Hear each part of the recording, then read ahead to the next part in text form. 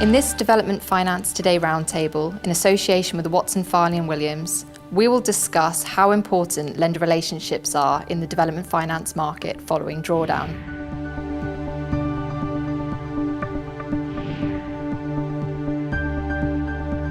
John Carter, Commercial Director of Commercial Real Estate at Aldermore, and Mark Elliott, Business Development Manager at Aureus, will be joined by Ranjiv Kumar, Partner at Watson, Farley & Williams. Also in attendance will be Alice Williams, Head of Property Finance at Pilotfish, John McNamara, CEO and Head of Development Funding at Focus Commercial, Demi Palioris, Director at Arco Developments, and Joshua McGuinness, Development Consultant at QDTS Construction. The attendees will also discuss how often lenders, brokers and developers should be communicating with each other after drawdown, why this impacts the release of tranches of funds, and how issues can be detected and mitigated early in the process.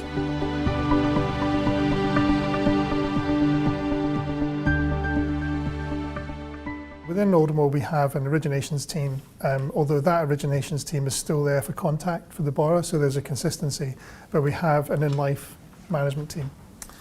And I suppose just to widen this, I think it's right when you've got quite a lot of transactions going on. We're funding 160 developments just now, so that in itself means it's quite a big job to do that. So I think that's the right structure.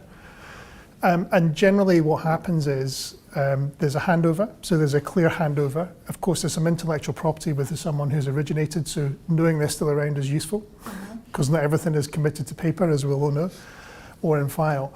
And generally it's working closely with borrower, with QS, because that's clearly an ongoing relationship, to make sure that there's consistency in terms of the drawdowns and in line with what the borrower set out. So we've effectively agreed a facility, we've bought into their strategy, but as we all know in development, things change. At a minimum, it should be when the drawdown is, but what I found was, from the development side, is that you should really be communicating in between those drawdowns with the lender and also obviously with the IMS. It's really important for the stakeholder management kind of thing. So when there are these risks that are ongoing throughout the development process, it's about reporting that to the lender, even though you don't have to. From a developer perspective, if there's an issue with the scheme, or it's going a bit over budget or time schedule, who do you speak to first? At that point in time, your relationship with the lender would have progressed. Right. Okay. However, sometimes it is important to pull the broker in. They can have a conversation that you might not necessarily be able to have purely because of relationship. I think from our perspective, the key thing is for communication to be, clear, concise, properly considered, because from a lender's perspective, certainly, a lender wouldn't want to give an inadvertent consent or a dispensation because somebody hasn't said the right thing. But equally, a developer wouldn't want to make a claim or a disclosure that hasn't been carefully thought out.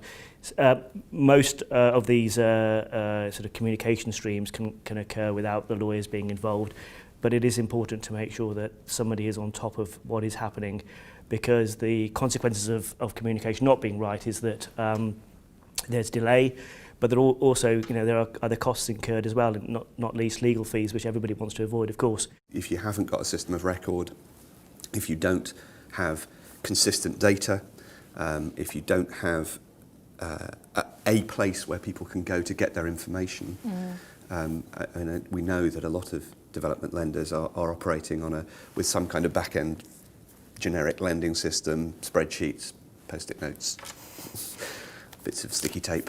And in that kind of environment, it's very difficult to get your communication right because you haven't got the data.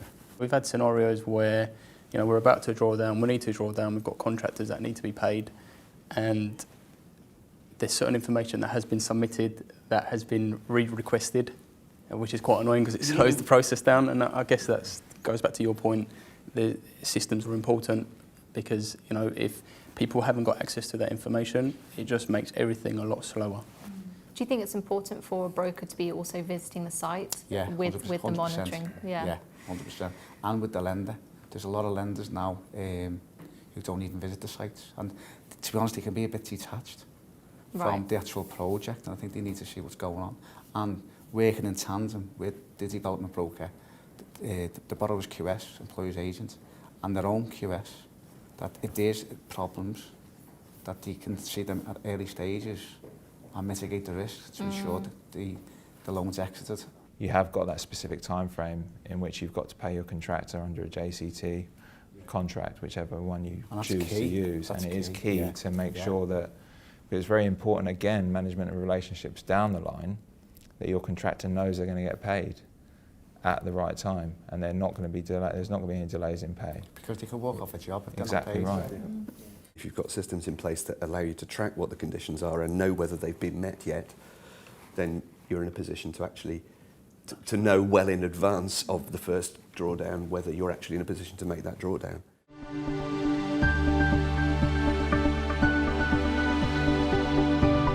Everything is done through email at the moment, and it's infuriating because it can be misread. So you'll have a developer that likes that really personable approach, really likes speaking to someone. You put them with a lender where all they do is send emails. They misconstrue it as kind of an annoyed email, or whereas if they picked up the phone, they put a face to a name, had a relationship there with all parties in the same room or on the same call even, you can understand each other far more and understand how other people work, and it works far more efficiently than if you're doing everything back and forth. How much in advance of an exit would you need to be speaking to the developer to make sure they're on track? Straight away from drawdown, really. You know, you've got to track that. You work backwards. You're always looking backwards from the exit. So you're working towards that exit from day one. See if the schedule works on time. See if the costs are on time. So you can manage your practical completion. Exit strategy should form part of the underwriting process, shouldn't it, as well as part of the origination? Absolutely does. You have to, I mean, because as you say, you're backing the developer, you're backing the developer, and you're backing the exit strategy as much as anything else. Correct. So that, it's another part of the origination process, isn't it? I think your exit can change depending on how the development goes and how Of and what course. the market's like at the time when you're bringing your development to the open market. Sometimes there's unforeseens, the market might soften. So I do agree with you in the sense that yes, your initial might be to take. It can change. The whole thing can change. I mean, as we know, the whole thing changes. But you are initially the lender is backing the whole package. They're backing the project and the exit from the project. But they're also backing it with some sensitivity. It's Absolutely. Not just the case of, this is exactly what's going to happen, because as we said at the start, you can accept that whatever you've written down at the start is unlikely to follow. Well, the one thing you can guarantee will never happen is what you've written down at the start. So it is about that evolution as you work through it, and you will look at what are potential alternative exit strategies at inception.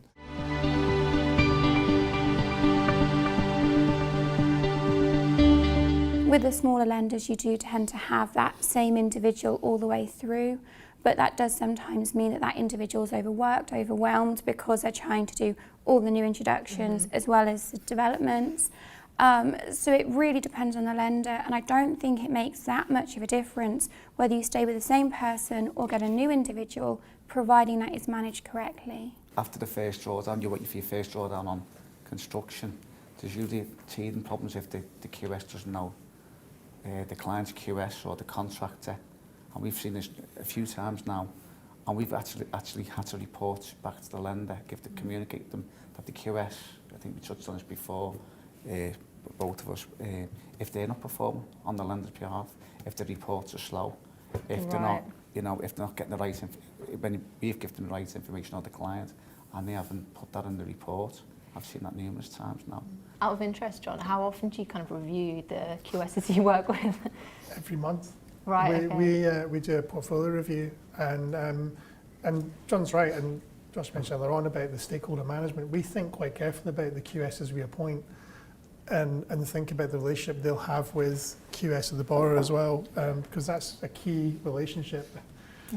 So we do think about that. Doesn't mean to say you always get it right, but we review it every month, and we review how many instructions are going to various QSs. So we have a panel. You can have all the surveys and all the reports and reliance on all the reports as well, and if they're wrong, then clearly you've got an action against the report provider, but that's not going to help you if you want to get on site straight away and start doing your work. And and obviously they're limited in a number of ways. I think you can, to manage risk, you can only really do what you can do, and that sounds obvious, but the more protective measures you have in place, the better it is, I think. Well, let's face it, if it was completely risk-free, the rate would be very low indeed. Indeed.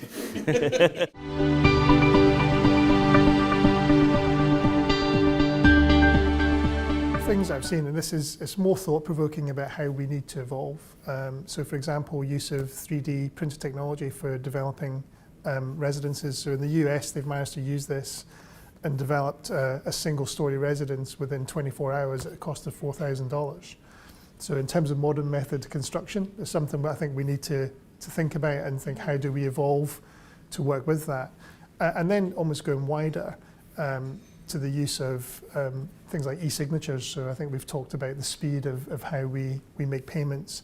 But in a world where e-signatures are used for asset finance deals or for personal loans, why can't we do that for project managers going out and then signing off and speed up the process? We need to acknowledge that there is resistance to technology because of the consistency it insists that you implement. And so that is not always comfortable for people.